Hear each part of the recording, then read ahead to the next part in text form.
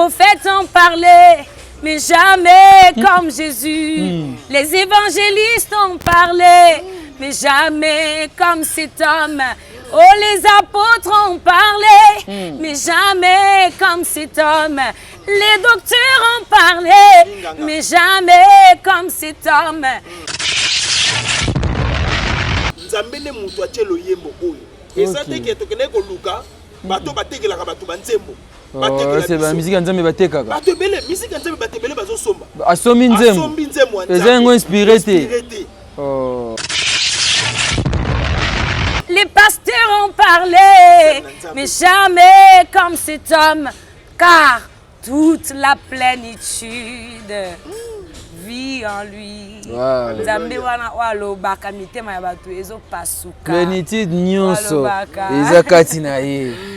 Wa pasteur balobi, o pasteur te akana lobi, mais jamais lokola Yesu Masiya te. Lokola Yesu. Mbote na bino nyonso bandeko na ngai. Jambo banduku bapenzi. Moi wenu ao bana betu bons. Good morning everyone. Ezangai ndeko na bino Sœur Jeanne Witaba. Nazo benga bino na concert munene ya sortie officielle album La Main Invisible.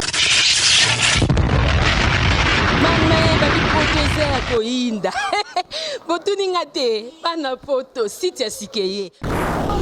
TV. Kilongo TV. Bon s'abonner. Ebele.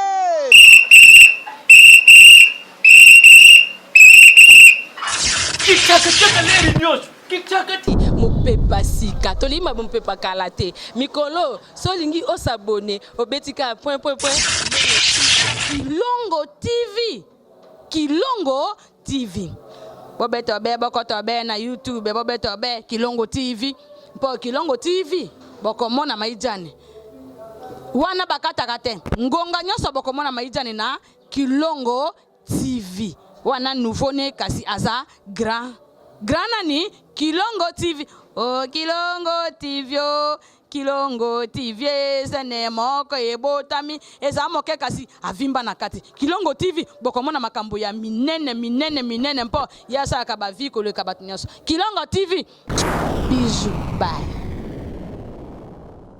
Mesdames, Messieurs, frères et sœurs dans le Seigneur, bonjour et bienvenue dans notre émission Bonzambe Pe Misala. Bonzambe Pe Misala, aujourd'hui, nous avons ce réel plaisir de recevoir pour vous le pasteur Lité Akanda qui est juste en face de moi, accompagné de maman Jeanne Witaba, Centre de l'Éternel, avec et nous allons parler pendant quelques minutes. Tokoyeba Tsango Nini, Yelibiso Nabandi et Père Pasteur Lité Akanda. Bonjour Pasteur Lité Akanda. Bonjour Papa Rabina. Bonne santé, papa. Vraiment par la grâce de Dieu, quand on a vu à l'Ikolo, à Zomba, à Zobomba Biso, ceux qui nous ont mis à l'Ikolo, à Batelité, à Bombi Biso Pété, tous en a monté Oyo, à Koko Bomba Biso, pour les Kanzambi. Té Moutazate. Au Koko Zana Mbongo, Ebele, au Koko Zana Mapango, au Koko Zana Mituko, au Koko Zana Babien, il y a Sena Moi Oyo. Mobateli oya batela kabakeza ka bubele nzambe. Amen. Vraiment merci na yo pe papa Rabi, nzamba pambola yo. Nzamba pambola ba enyonso oyo ba moni biso lisusu awa na etando ike to pesi bino bambote. Merci pour la confiance, pour la fidélité. Ninge bozo continuer tant nyonso ko pesa biso confiance. Merci Papa Rabi. Merci Pasteur Lité Akanda mingi batuna Papa Rabi tozoma Pasteur Lité Akanda te yeyo tokosola na awa na mpanzi toza bongo na maman Jeanne Witaba moyembi na nkolo. Bonjour maman. Bonjour Papa Rabi. Bonne santé. Santé za malamu ndangolo nzambe. Aza moko ya bayembi ya minene ya mboka na biso, je vous dis na oki mongongo na ye ozoyoka malili ozoka ba frisson na nzoto. Bayembi ya nzambe nga kanitsaki basili nzoka bazana no ebele lelo toko découvrir talent ya maman Jeanne Witaba. Et Pasteur Lité Akanda to monyo na affiche okomisu Sankara. Non. Pas tellement Sankara, ndenge bino bo komisango na sena moi. Kasi Bible zoloba elanga na nzambe za monene kasi basali baza moke. Ça c'est la vérité. Ko salela nzambe batebele ba comprendre kango te. Mutu muso azomona ka po ba mona ya zo salela nzambe fwazwa Bible le kana shera te. Ko salela nzambe za na balolenge ebele oyo mutu akoko ya pa bandi ko salela nzambe. Même protocole baza ba serviteur bazo salela nzambe. Même ba komba kana kati église bazo salela nzambe.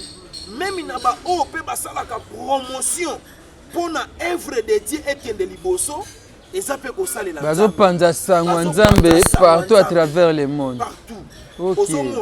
C'est-à-dire affiche oyo moni nazo soutenir pe nazo ko accompagner musala na nzambe na nzela ya sœur maman Jeanne Witaba parce que toza bientôt sortie officielle et ça na village Chetemba kasi ce qui to pandi sangote. Ce qui te yebisi batute batu bakoyeba ndenge nini ke sortie officielle les amis okasiyo bayebi oza yo soutenir musique ya mukili to mona ko pa ba fere pa ba fali ko babula babola yo le kutu wana ze musique ngana za partout mais mikolo yo na yena na ngambu ya bana na nzambe aneti kuno zo le kutu obi na ngana o bana nzambe koto kimeza awa ba robeta ote voilà on est là avec Pasteur Théa Kanda et maman Jeanne Witaba moyembi na nkolo asali album kitoko La main invisible no kilo yembo wana FC bino no naze ko mituna banzemba bweto ozwango wapi nzoka nanu esili te ezali maman Jeanne kalo nyonso zala yi wapi nangolo nzambe tolo abombaki biso et puis asepelaki na ntango na ye asepeli eya nde na ntango oyo. OK. Album La main invisible. Loboko oyo ezomonana te mwana te loboko yango ya nani? Loboko yango eza nde nguya ya nzambe oyo esalaka makambo oyo emonanaka te. Maboko na biso ya bato ya mokili oyo eza emonanaka munganga asalelaka maboko na ye consultation eza misolo mais ntango babiloko wana nyonso ekomaka na incapacité moko boye ezanga makoki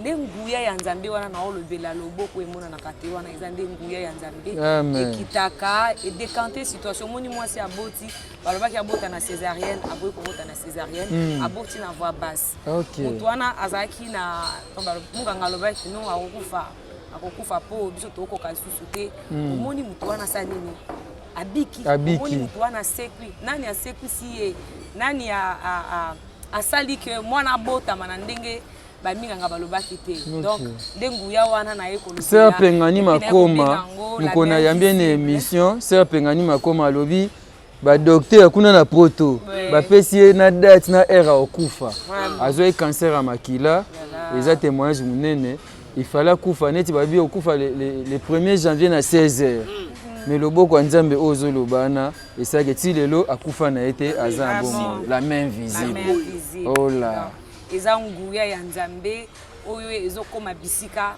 papa na biso bakokoma te bisika sœur Jeanne akokoma te donc ekomeli yo esungi yo ata na prison ezokoma bisika ozali ata na bacondition moko omoni ke non surtout na pasi wana omoni ke ekomomema o okende okufa donc oza sous l'espoir te donc nguya moko ekitaka esalaka ke no moto aretrouve makasi moto abimi na boloko moto azwi mabota donc nguya wana nde na olobela nde nzambe atieli biso na makamisi tobenga yango album na kombo ya La main invisible. La main invisible de maman Jeanne Witaba, sortie officielle les Abongo le 11 décembre na village Chetemba. Nous allons parler, mais est-ce que tu as un morceau ya Nzembu oh non La main invisible? Venez voir, il y a ici plus que Salomon. Jésus la main invisible qui opère sans cicatrice. Jésus la main invisible qui opère sans douleur. Oh, les hommes ont parlé, mais jamais comme cet homme. Oh, les prophètes ont parlé, mais jamais comme cet homme. Car toute la plénitude vit en lui. Alléluia. l'onction sans mesure. Oh, vie.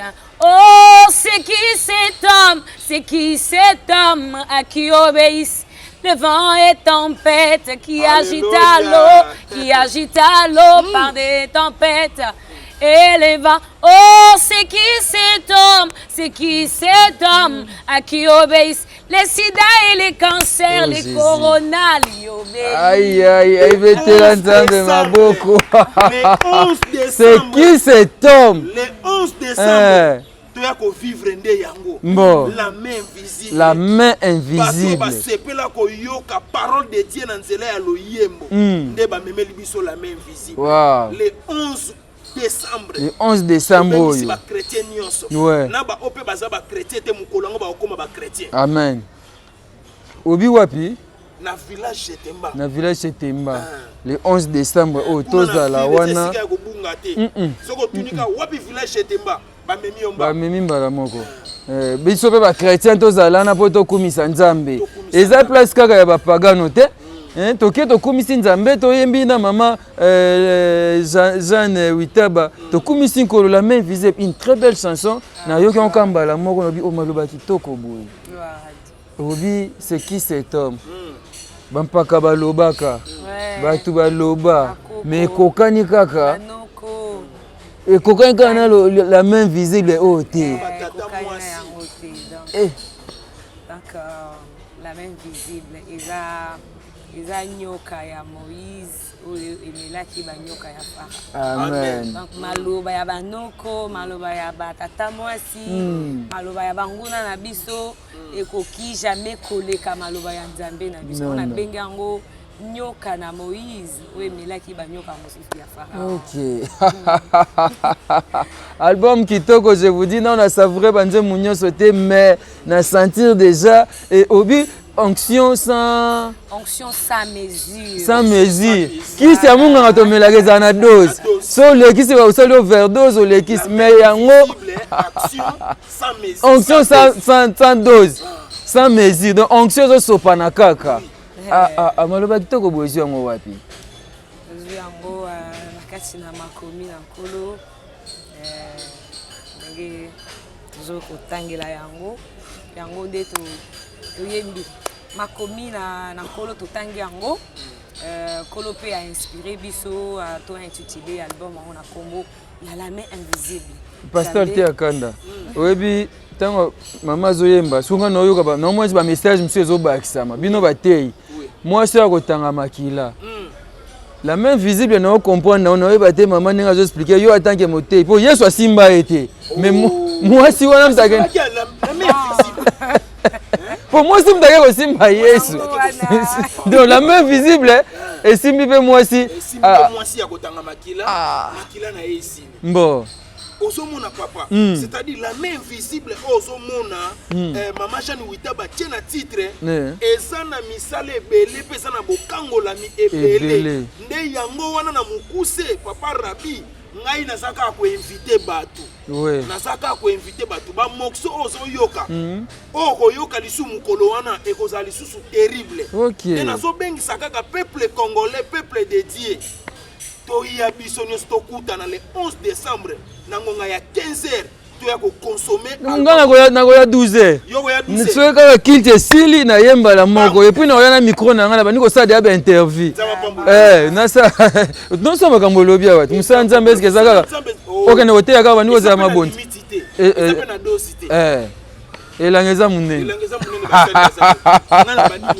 obandi deja nga le 11 na ozala na village Chetemba tokumisa nkolo elongo mama Jeanne Witaba bete biso na mwa lisolo parcours na obandi miziki wapi obandi oka mbala mona la main visible to mpe nabandi koyemba mwana moke bandi koyemba na age ya 9 ans azokosala bainterprétation na église kino lelo la main visible eye nde kobakisa makati. Ok, maman abia bandi koyemba mwa moke 9 ans. Le série wana nani oza koyemba mingi na bumwana ba mama baza ebele pe? Bazaki ebele baye koyemba mingi banzembe ya couple Blova, baye koyemba nzembe ya sœur Cécile Chama, naobeta lisolo ya 9 ans 9 ans oui kala nzembo wana oyo nabandi koyemba na temps wana basere yango mpe basere yango asakufa couple globe bazana peut-être que bandeko baolanda bazoba o banzembo oyo esundenge nini okokapela biso na kapela naoyembango nandoyembango mpenza na voix ya bana mike sinon pour la première fois natemi liboso ya bato ebele nayembi papa azali koencourage nga je pense que nasalaki mwa fièvre mais ezalaki moto nandoko oyokake non il faut natelema nayemba maintenant ntango comme sikoyo babenga nga sikoyo naleka nde ekomaki problème alors nasali fièvre. Bon, c'était pas naye koleka nayembi c'était waouh baye kolongola nga équipe ya bana mike ba transférer na mikolo oui, voilà parce que tozaki ebele bayo sala recrutement donc j'étais retenue pour na okota na équipe ya munene quoi ya orchestre ya munene ya église on emba nzembo nini embaki alléluia alléluia Hosanna, Hosanna, alléluia.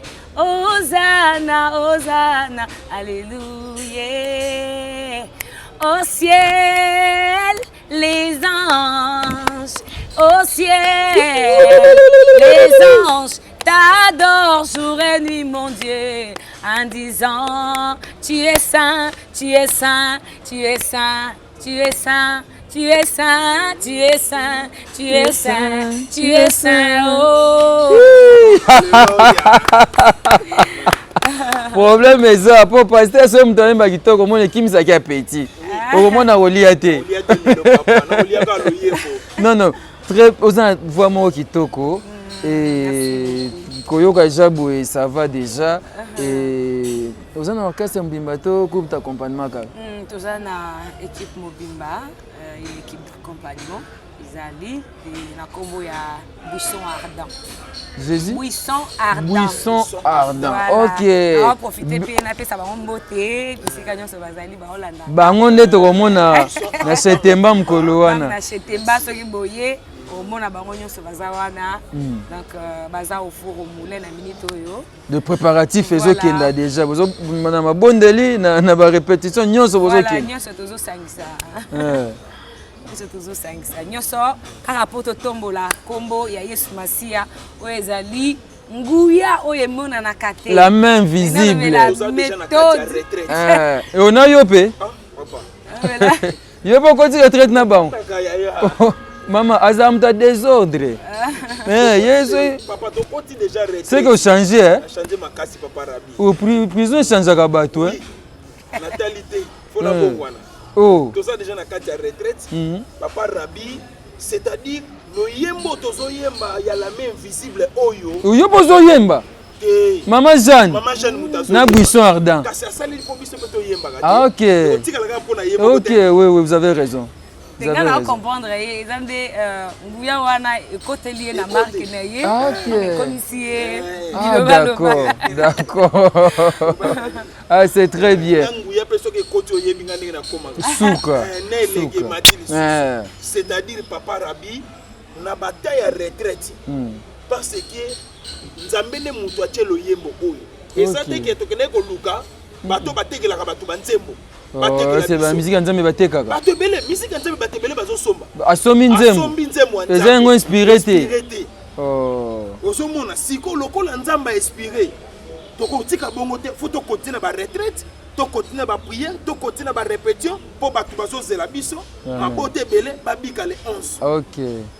Le 11 décembre, oui. C'est pour cela que nous avons la préparation. Nous avons la préparation, nous avons la préparation. Nous avons un album, Maman Jeanne Witaba, La main visible, ils ont combien de titres? La main visible, ils ont 6 titres. 6 titres. Oui. Pour ce qui est déjà Moko, La main visible, déjà dans la plateforme étonnante. Déjà dans la plateforme, Nyonso, Amazon, Deezer, Tubidi, ainsi de suite. Il y a le bosso La main visible. La main visible. Pour la plateforme, ils ont la main visible. Ils ont un combo, il y a 7 hommes. 7 hommes. 7 hommes parce que Soko Betty, La main visible, et il m'a mi-balai, donc pour changer, pour créer un peu différence wana. Okay. Alors sur Betty, Amazon, Sœur Jeanne Witaba, la main visible, aux Amazon Nyonso, à titre Nyonso, et puis au Salichou Nayo, Totombo la lisusu. Il y a le bosso obi 7 hommes, il y a moi la main visible awa, il y a mi balai. Amène-moi. Amène-moi. Il y a mi Satou. Il y a mi Satou, Liziba ya Beteza. Donc Liziba ya benyango zalanga monanga. Ok. So na ngaki o me kosela biso ata moi en acapella, oui si biso titre le bosso. Tu as déjà la main visible, il y a mi balai, il y a mi Satou, to savourer et to zo zo mon tsunga, est-ce que ça mabe? Naemba na benga naemba nanu français lisusu te naemba. Naembi na mnongo nyonso hein. Oyemi mnongo nyonso. Oula. Naembi. Tikini kaka mnongo moko kaka nde naembi te. Mnongo nini? Kikongo nazoluka mutu opesa ngai. Oyemba Kikongo. Donc toyekola koyemba na Kikongo. OK. Donc nde wana ka etikali. Bapangi na munu. Nalingi bino mingi. Voilà. Toyoka. Tokoyemba na Kikongo. C'est en tout cas là na souci makasi. Je pense que nde na oloba boyebozo yokanga. Na yemba nzembo moko ka na Kikongo. Alors voilà tozoyoka sikoyo. Tozwa ba extrait ndambu ya album La Main Invisible et longo na Mama Jeanne Witaba. Zava tozoyemba Liziba Beteza. Liziba Beteza. Est-ce que vous pouvez yemba funa bouger mwanda? Bouger maman, zala no à l'aise. Après na ya ozonga susu. Na Liziba ya Beteza. Tala babeli batondake kozela ningi saya mai.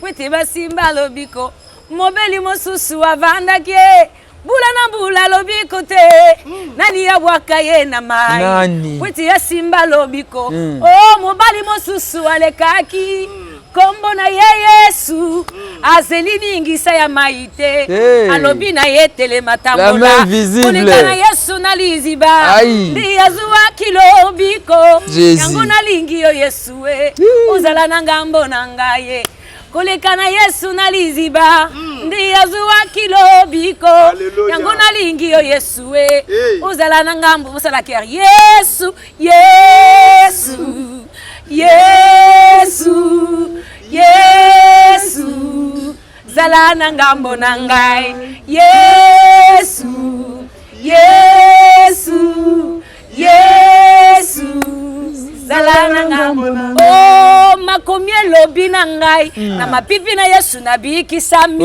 bongo na banga corona Yesu lobi kotango nyonso Yesu médecin par excellence abikisaka na mbelite ata na kisite kasi nangu ya liloba na ye ata maladi eumeli ekomi mangai na kufa te kasi pona nkembo na Nzambe eyeba komonisama bongo bokono ninye oyo Nzambe alanga kubikisa atikaka mokili bafinga bachola bongo ya telema na suka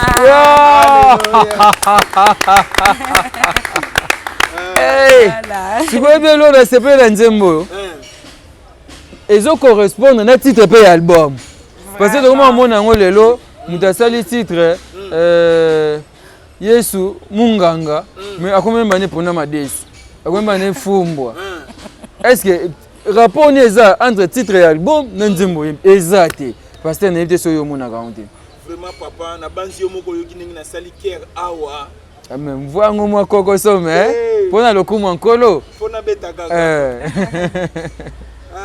Sœur Jeanne, Maman Jeanne akolakisanga kaka maîtriser kaka voix vraiment nazoyoka message toyoki loyembo ya titre na kutuni Liziba ya Betesda papa oyoki Liziba ya Betesda c'est-à-dire na bengisi bino nyonso nalingi te toyokaka Liziba ya Betesda na musika ne nazobengisaka libota na Nzambe le 11 décembre ngai na bino tokoyemba Liziba ya Betesda Yesu Yesu zala na ngambo na ngai ai Yesu zala na ngambo na ngai te nazoke na onde ya malembe Yesu mukolo wana kozala ngambo na biso. Yesu Masia azala ngambo na biso tozala na ebele le 11 décembre. Te nepsio osepeli nango anaka. Yesu. Yesu.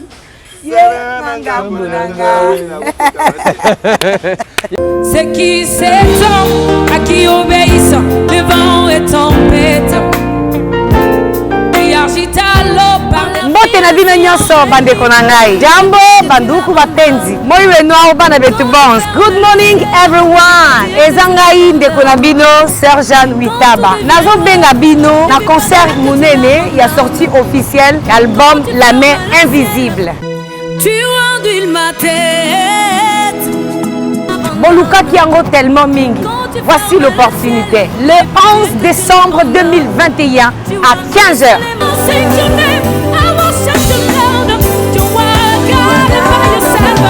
Au village Chetemba, Yaka, Kouya, Kouissa, viens, Loire. La main invisible est une puissance qui opère des choses inimaginables.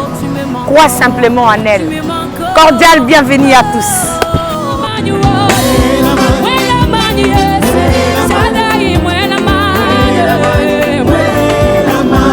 Jésus-Christ est Seigneur. Les compassions ne sont pas épuisées. Tu m'aimes encore, tu m'aimes encore. Ah, maman Sabanité, maman nani, maman Nabiso oh ya Lydia te, wa yemba sekele à motema. Non, même pas. Ah, komboneki. Sekele, oje ba maman na. Ah, komboneki, yemba brise, force de moi. Henriette Fwamba, merci papa. Maman Henriette Fwamba. Nanga kuna tuna so yeba titre ne moko atana kapele ngesa su moi bien. Na luki maman Henriette to sala émission, maman Henriette azomona na te. Na ba maman bandeko nyoso baleka nani oyo vraiment zayo tuta mutema na.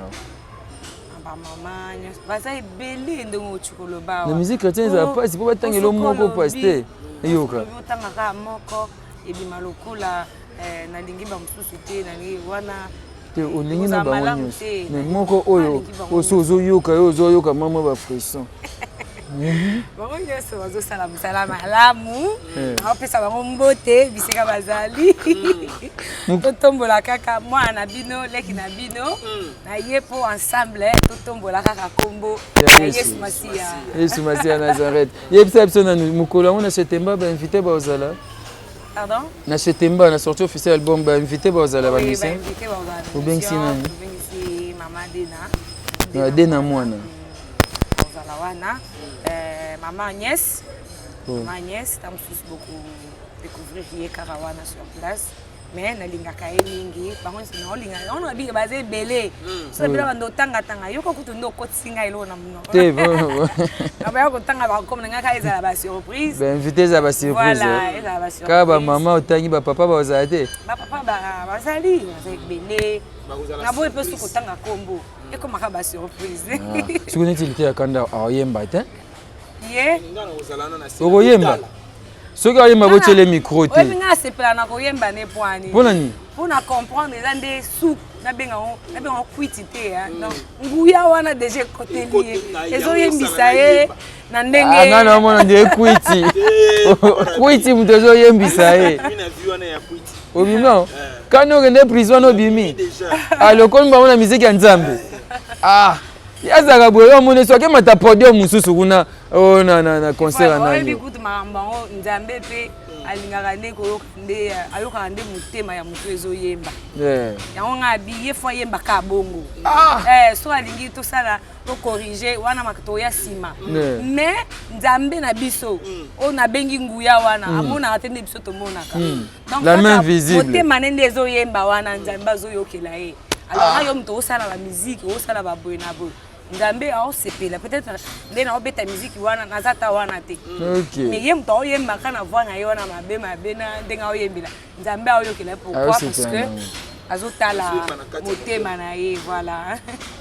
Paul na Silas na boloko bango mpe bamona la main invisible voilà Oui, puis que tout ça, moli mon corps. Bien sûr. Donc, Nzambe penda azana biso elongo. Amen. Tant que dans le bama banguya, c'est ce qui m'est venu en tenant Nzamba tinga, likanisi Nzamba tinga na mutano bakenguya wana, esali makambo ebele. Yango muto kitela ki bango na kati ya boloko. Donc fungola ezalaki te nguya wana ezokita efungola na ba porte bisika bakangi na bakadena ezofungola. Wow. Nguya wana ezokita ezokabola mai.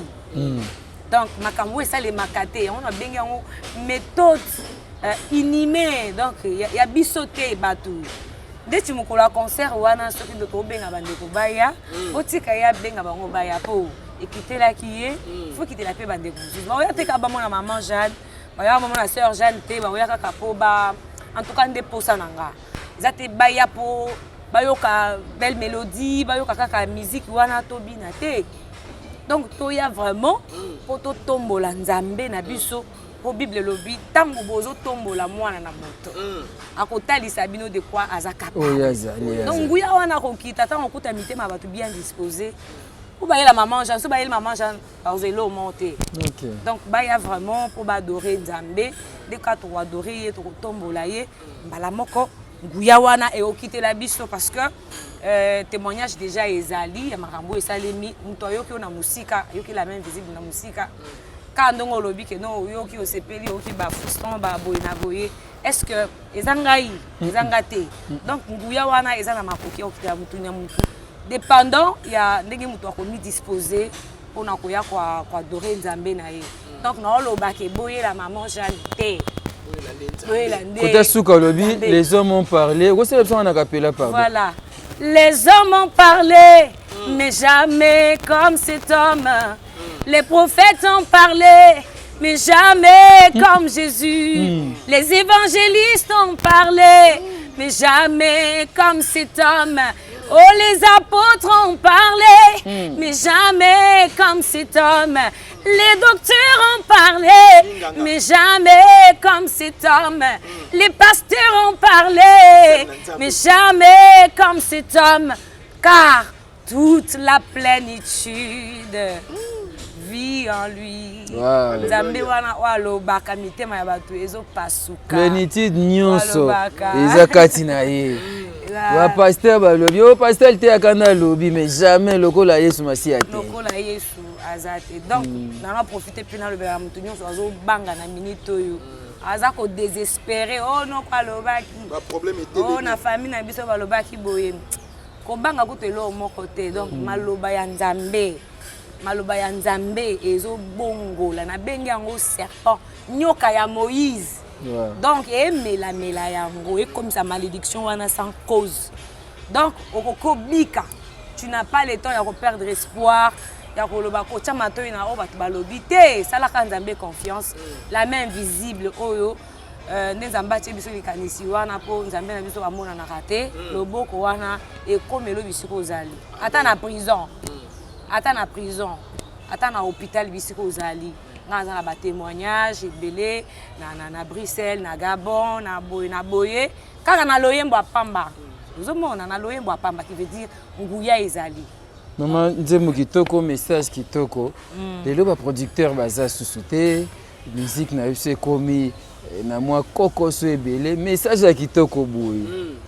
Oko véhiculer yango ndenge nini et comme tina fin fond batu baye kwa message oyebi na sepela un message ya papa José Ndita album Moseka tant on a yoki message na message mo kitoko et ça que na temps wana même na l'église ba koma côté yango no ba sa Nzambe oyebi ba koma ki bazwi nzembo batei lokwa nzembo pasteur akozwa ngo pa bino message ya kitoko atei pe peuple de Dieu mais na difficulté musique comme nango lelo. Gaï dans Okumisa Nzambe, on a la maison de production RTEE. Alors, Nzambe a simbi bango na motema pour pas comme ça biso na niveau haut tozali. Alors, je pense que na lisungi en kolo tokoma lisusu bisika Nzambe aligné tokoma. Yango na opesa merci na maison RTEE production. O bazana makamunyoso na kati ya maboko. Alors j'ai même na sengi kutu que ba na beta ba concert en plein air mais makoki ezalaki te mais ya motu eza likanisi wana oyo bazwaki yake no basala en sorte que mosala nzambe ekende liboso oyo basali découverte wana na kati na ngai yake no ya du talent ya la grâce de Dieu à moi bameka kosala en sorte que eyebana et tokomati bisika toza alelo alors nasengi bango tosala baconcert en plein air nde baye kosenga biso que ndeti makambo ya biye naye kolobela yango te mais bandeko eza lisungi parce que na posé problème topesa tosala évangélisation nzela na loyembo bisika nyonso mosala nzambe ekende liboso alors on nous a demandé donc on a profité pour nous ndeko ke mbongo wana oboya nango na biye wana eza lisungi ya maman Jeanne ya ko soutenir likabo o nzamba tie na kati nanga la RTE pour permettre biso to tambola na ba commune nyonso o to tombola kaka kombo ya Yesu Masiya. C'est vrai, évangile les a fait, mais évangélisation ils ont coûté. Voilà. Et vous voulez ajouter Pasteur Théakanda? Oui, nakobakisa na oyo maman Jeanne Witaba uti koloba azo claircir batu pona ndenge toche monta ya billet, c'est-à-dire billet au toche eza ko soutenir œuvre de Dieu.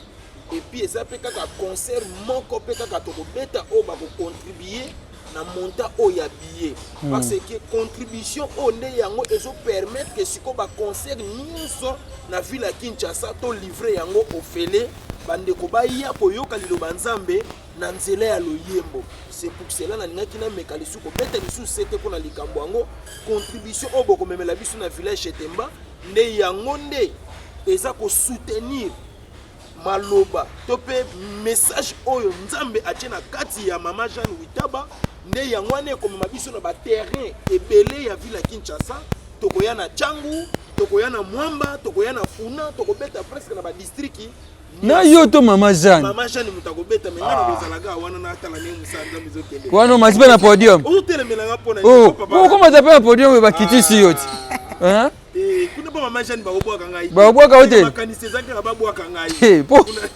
okoma t'appelles na podium babwaki ope na se oh na makambo nzambe babwaka te makambo nzambe babwaka te ah na bato bakosala na sécurité baza ba chrétien OK bayebi ke toza ensemble ah d'accord tocha paye te bwaka no bwaka mutu non ils ont idée à bien ils ont idée à bien na banze tu bande ko lobela yango ngaki wana tozai wana ocho lobaka makama ba mbongo déjà là to leki tozai lobela 6 titres déjà to yoki mibale to sentir ça va obaki oyemi na minoko nyonso tu oyemi na minoko ninga chiluba na swahili mingi nayebi pe na chiluba no ba juif na miki nayebi mwela mai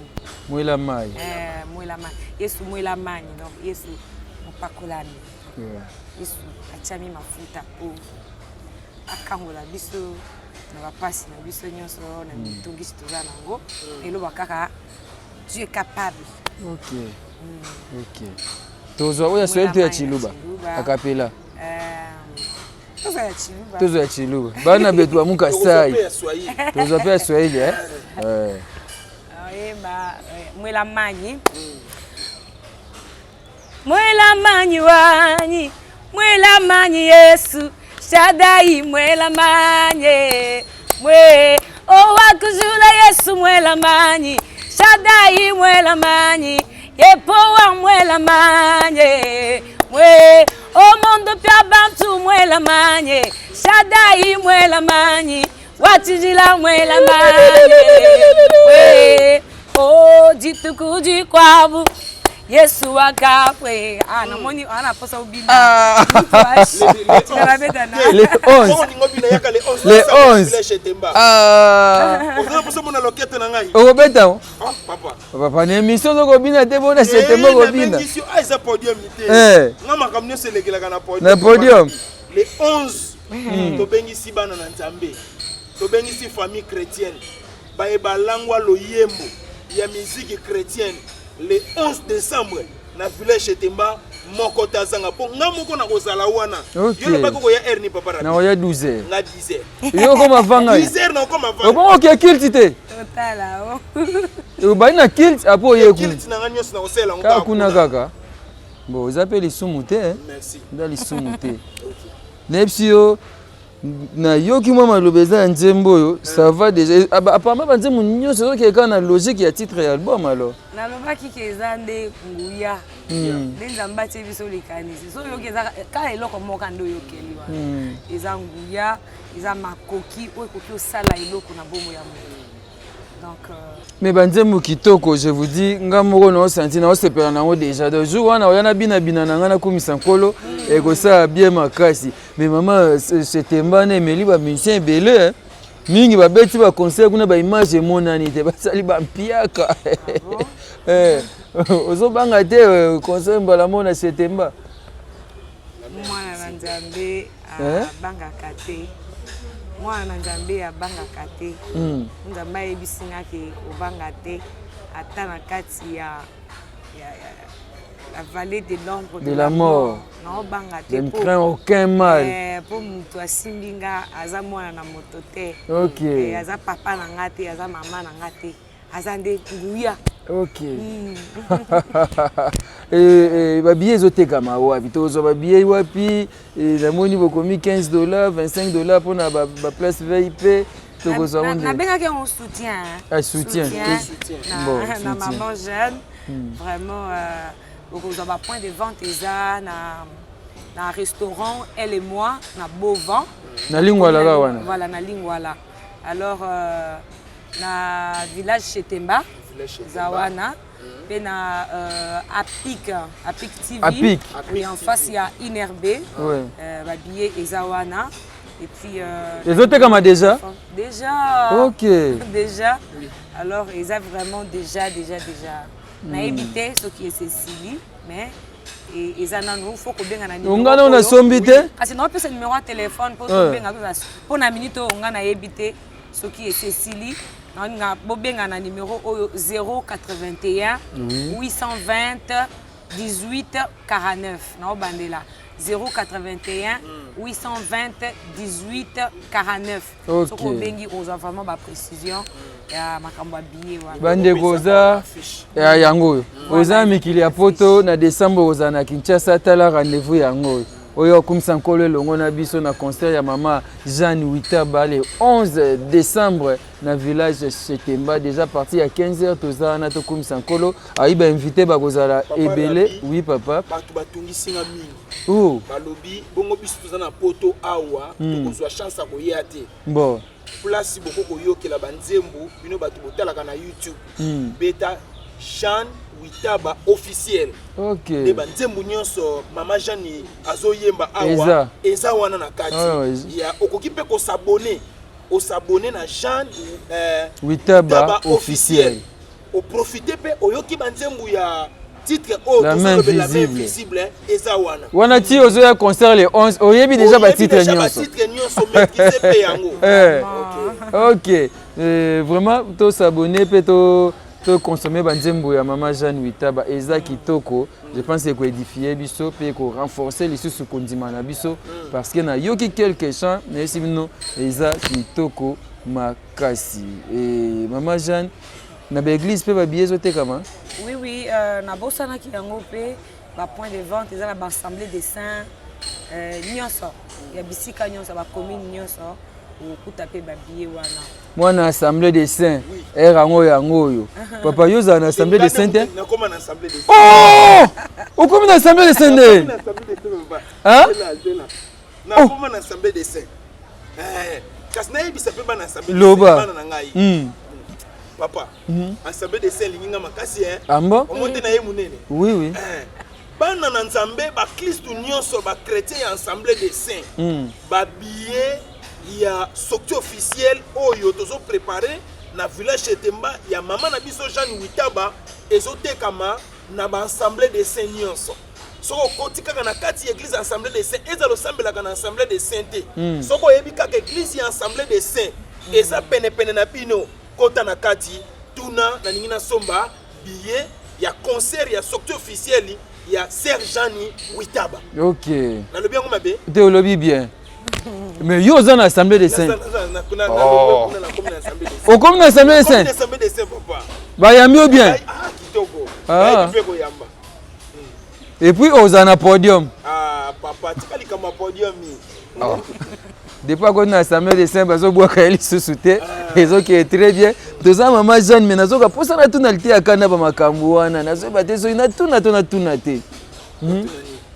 Na tuna nanga? Otuna nini papa?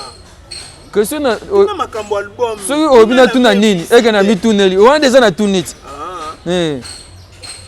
Toyoka iko zwa $50,000. Et pas ya nani au côté de la prison. Comment ça s'appelle encore? Sécurité. Bino bozabu. Yona chaka Kongo se bozui des ambongo. Bolobaka susu te. Ah, zambi wani. Kokota makambo wana teza makama mokili. Ce bozui mbongo yona chaka Kongo bolobaka lisusu te. Mais ce non bozui te boye ko loba awa boye ko chema kelele. Papa Rabi, pardon, tikato silisela na la main visible. Bon makambo mbongo wana zwa kito loba mkoni. Te wana na zwa kite. Tokoloba mkoni makambo mbongo ya likonzi ozwaki. Tokolobelango lobi. Bokabula ki on peut bien. Tokolobelango lobi. Ah. Toyokaki pe boss Eric apesa pe 10,000. Tokolobelango lobi papa Rabi. Tolobela non la main visible. Tolobela non la main visible. C'est bon. La main visible ezobikisa même na musika. Na pembeni, oui. Na voyage, na mikili ya poto, la main invisible. Ok. Attends, vous êtes en prison. Quand vous êtes en prison, papa, surtout vous êtes en prison. Pendant la chimie, il faut la main invisible. Ok. C'est-à-dire, il y a une consolation na ngai, na katia boloko, ndenge maman Jeanne Witaba uti ko loba awa, même on na katia boloko.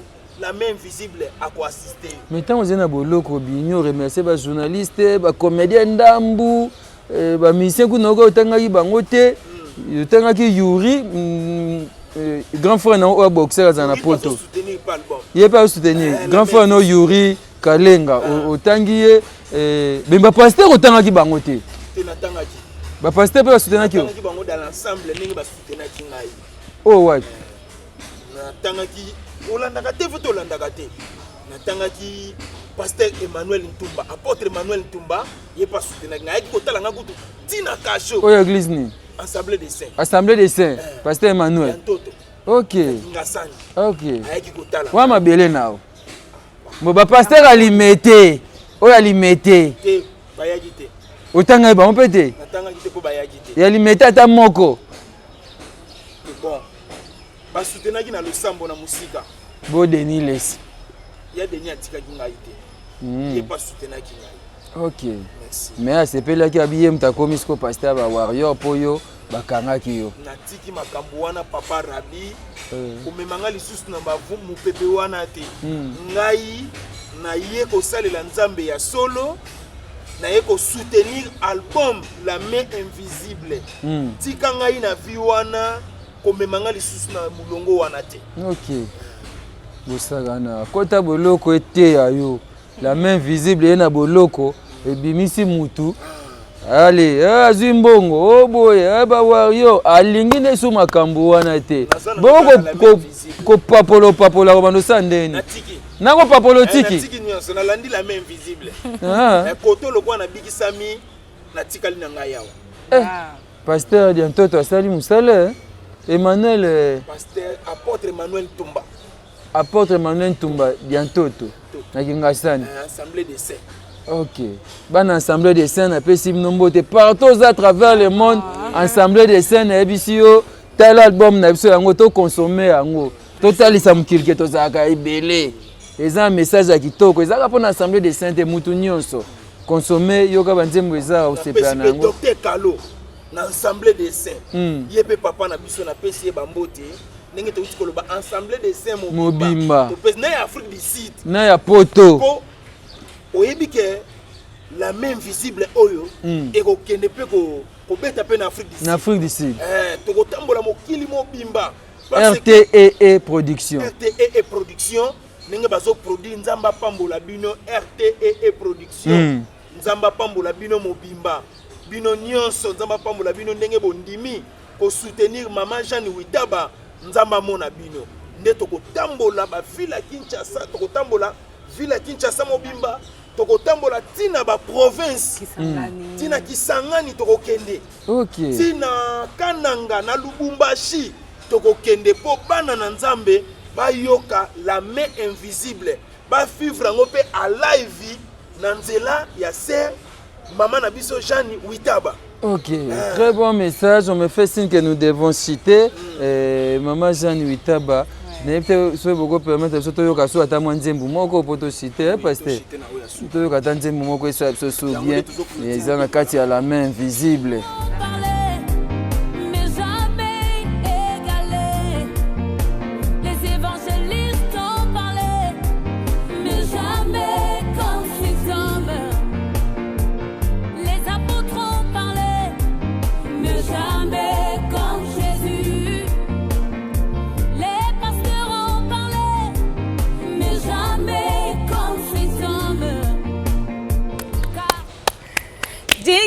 Nzambi wanye yo Dijula nzambi wanye yo Mema jingi nzambi wanye yo Dijula nzambi wanye Utamba bwanga ni masenda yo Jingi nzambi wanye yo Papa wanye Dijula nzambi wa Wakwela muyenga kuchisha nawe Jingi nzambi wa Watijila nzambi wanye Dijula nzambi wa Wakwela muyenga kuchisha nawe Nzambi wanye Jingi papa wanye Wanyu wakwela muyenga kuchisha nawe Yabisiye jembo yo. Oh, on a besoin de instrument belete munda kaka toleki. Très belle chanson. On est vraiment à la fin de l'émission. Maman, message n'a pas peur dédié partout à travers le monde va consommer l'album Nayo la main invisible. En quelque sorte la main de Dieu, la main invisible. Et t'as la caméra oyo au petit message one. Merci beaucoup na bandeko nanga nyonso bisika bozwami. Nazo pesa bino ba merci ebele. Pour l'encouragement na bino nazolinga bo continuer susu ko encourager biso na kokende na site na biso na chaîne na biso Jeanne Witaba officiel pour na ko continuer ko landa banzembo wana ko savourer yango.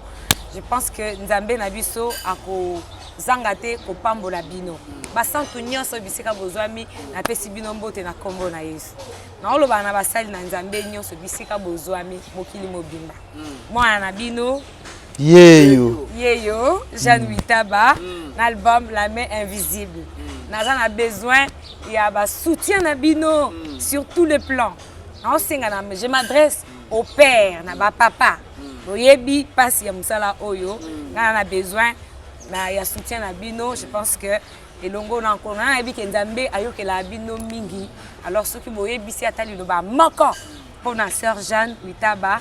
Je pense que bola mon nzambe nyonso possible et ko komela ngai alors na ozala mutoni sengo makasi nazo likaka ko rappeler bino ko loba d'abord na mutu oyo azo lela na minute oyo ngai sœur Jeanne naza témoignage vivant na sens que nzambe monaki que na komaki na désespoir na banda ko espérer les sous-soutés alors na komaki ko yoka posa ya komi boma mettre fin à la vie. Alors je n'ai pas compris ndelo ko tindinga na benga album wana La main visible. Alors nzambe ko inspirer nga bongo ko convaincre nga bongo to benga ngo La main visible. Pourquoi po ezangu ya yaki papa na nga zalaki te maman na nga zalaki te mon pasteur azalaki te. Alors nguya wana ekitelinga epesinga espoir ya ko vivre nazoloba na mutu aza na prison na minute oyo ba bengi biso na prison na ba mutu ba ko benga biso ba koyoka biso na sima ko perdre likiate. La main visible eza wana zwaton ya koyoka loyembo wana kolo Yesu Masia akosalela yo ebele ata maman Jeanne Azati. Amen. Merci beaucoup. Le 11 décembre au village Chetemba. Au village Chetemba à 15h. 15h, c'est dans la commune de la Gombe. So kiti kaka na poste na boulevard, kiti na poste au Katsingamboyo, tina c'est na rond-point Forestcom, le wana village Chetemba. Tango koya, oya te poyo ka maman Jeanne. Ya kapo otombola kaka Yesu. Ye mutako s'occuper na yo. La main invisible. La main invisible. Merci. Na pesa mbote na balandi na biso nyonso. Na pesa papa Emmanuel Tumba mbote. OK. Papa wana alinganga mingi. Baza ebele. Mais botika kana loba boye po Lobana. Na la kisa na témoigner gratitude na ngai et puis na bandeko na ngai ya koli. Ya koli. En tout cas koli. Koli. En tout cas bino bozana bino ndenge na. Papa yozo pesa mbote kuna yemta pesa bandeko ni ya koli. Yo po kotika. Baza ebele na ba commune nyonso na poto bazali na Kisangani na Kananga Mbujimai Afrique du Sud. Yebisa bango zo ya kala te. Ezoya kala mingi te. Toya ko savourer ensemble. On en profiter pe na pesa mbote na le bureau de la RTE, entre autres le frère Alain, mon frère Alain, que Dieu te bénisse. Alors, et tous les autres, bon, mais maintenant, je trop. Mingi. Merci beaucoup, Maman Jeanne Witaba. Allez-y, pasteur Lité Akanda. Soutenir. Nalima Olobo Manandenga, pasteur Lité Akanda pour. Vraiment, tous les amis de pasteur Lité Akanda. Oui. To soutenir Maman Jeanne Witaba, l'album Oyo, La main invisible. To soutenir physiquement, to soutenir moralement, to soutenir spirituellement, to soutenir financièrement. Libota na Nzambe, bana na Nzambe nyonso, toza na posa ya lisungi na bino ekomela mama na biso Jeanne Witaba ekozala esengo makasi pona lokumu na Nzambe. Oya kotelemela la main invisible papa Rabi façon na ko papolela ye ko lapa o bani suko papola sus natiki il pona ko sisa na tuna nanu ezana bana moko ba na mone ba pena Denis Les ba Rigokin baza bana nani nayo ka bana ndeko Eliezer nayo ka bana ndeko Eliezer banani wa bana ndeko Eliezer ba Rigokin mena ko vérifier to eli makambo wana te papa Rabi to shite ba Rigokin bande ko Eliezer na eli makambo wana te papa bana nayo kaka bongo mena vérifier nani ba yi bango balinga ko lia soki ba yepa na yo il faut pesa bango fufu tokotala ba ya pepa na nanu te so ba ye ba olia fufu yo pa no pesa ba fufu merci beaucoup na petit message mususu na ba fanatique na yo message ya ba fanatique na ngai na bengi sinde bango nyonso to ya kobika la main invisible na musika pe na pembeni ngai naza na ba programme mususu te ngai programme o ngai naza nango na minute eza le 11 décembre na village Chetemba tokuta na wana biso nyonso pona ko consommer la main invisible tokoza na podium toza na posa tobika kaka liloba Nzambe tobika liloba Nzambe na nzela ya loyembo posa na ngande yango wa ngana bika bango pe basani babika. Merci beaucoup pasteur Lité Akanda, merci Maman Jeanne Witaba, merci na ndeko Bodri Kanda na pesembo te bisigaza, merci l'équipe technique Mumba na moni Kokodema na moni Gelor Kwata Trésor Tingi Samba Pambola Kokodema sala kitoko ba cameraman balé na ba Kokodema na Gelor Kwata Gelor Kwata ba mi balé ba métis Tata Pambola yo métis noir Gelor Kwata Bongo Kokodema Koko de la presse. Merci Panabino, merci Tonton Gauthier Kele na montage, merci na Edith Marquis Beauty, merci Fiston Bassène de FB International, Maman Nathalie Zeko, merci Panayo pour notre soutien, merci Mingi na ba fan nyonso ya Rabi Mavinga, ba fan ya Lité Akanda, ba fan ya Maman Jeanne Witaba, tokuta na bino bongo le 11 décembre na village Chetemba pour un concert OYOP sortie officielle. Il y a album La main invisible. La main invisible, eza bongo loboko na nkolo, loboko oyo mona na gate kasi esaka bikamwa. To pese exemple bat na boloko Polo na Silas, ba bigilaki loboko nkolo ezaki invisible. Prisonnier fongwami moto afongoli yango mwana te pe bato babimi bazwi liberté. To bozi exemple ya mwasa otanga makila azalaki bongo abelaki tango molai kasi loboko nkolo tango simbaki ezalaki invisible pe abikaki. Ba exemple eza ebele moyen to lakisa nyonso ate ye moko Maman Jeanne alobi la main invisible eza bongo nyoka ya Mose, nyoka Moïse. Ba problème nyonso eza na maloba nyonso bakoko baloba banoko batata mwasi na ba voisin ake prison akokemba kuna mpona nga sa 5 ans do nyoka Moïse ameli yango do akobala te nyoka ameli yango akokende boye te nyoka Moïse ameli yango ye na Nikolo Yesu Masiya Nazareth tokumisi yawe oyo apesi biso pe mofele ngana bino tokutani lisusu so ya mizongeli na ete le 11 décembre na village Chetemba pona kokumisa ye lisusu malamu ekoleka. Merci tokutani basi. Merci. Mame babi poto ya koinda. Botuninga te bana poto site ya sikeye. Kilongo TV. Kilongo TV. Boss abonné ebele.